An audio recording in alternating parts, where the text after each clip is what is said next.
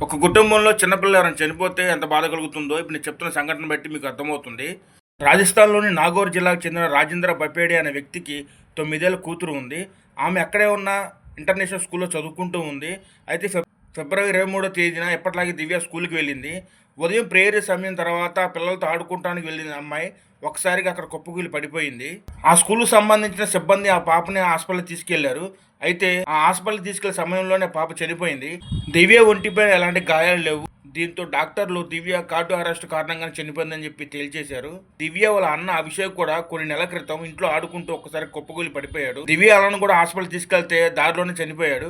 అక్కడ డాక్టర్లు ఏం చెప్పారంటే మీ బాబు కార్డియో అరెస్ట్ కారణంగానే చనిపోయారని చెప్పారు. నెల వ్యవధిలోనే ఆ కుటుంబంలో ఇద్దరు పిల్లలు ఒకే రోగంతో చనిపోయారు. కార్డియో అరెస్ట్ అనే కారణంతోనే చనిపోయారు.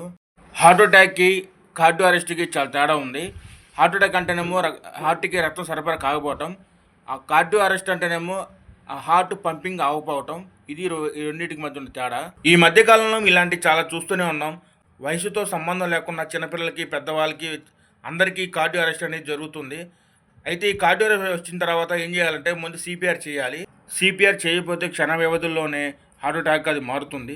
దీని లక్షణాలు ఎలా ఉంటాయంటే స్పృహ కోల్పోవటం, శ్వాస ఆగిపోవటం, పల్స్ పడిపోవటం ఇలాంటివి జరుగుతుంటాయి. ఈ చిన్న పెద్ద తేడా లేకుండా ఇవి జరుగుతున్నాయి. చాలా అంటే చాలా జాగ్రత్తగా ఉండండి. నెల వ్యవధిలో ఒకే కుటుంబంలో ఇద్దరు ఒకే జబ్బుతో చనిపోవడం చాలా బాధాకరం. ఈ విషయం మీద మీరేమంటారో కామెంట్ సెక్షన్లో కామెంట్ చేయండి. అలాగే మన ఛానల్ సబ్స్క్రైబ్ చేసుకోండి.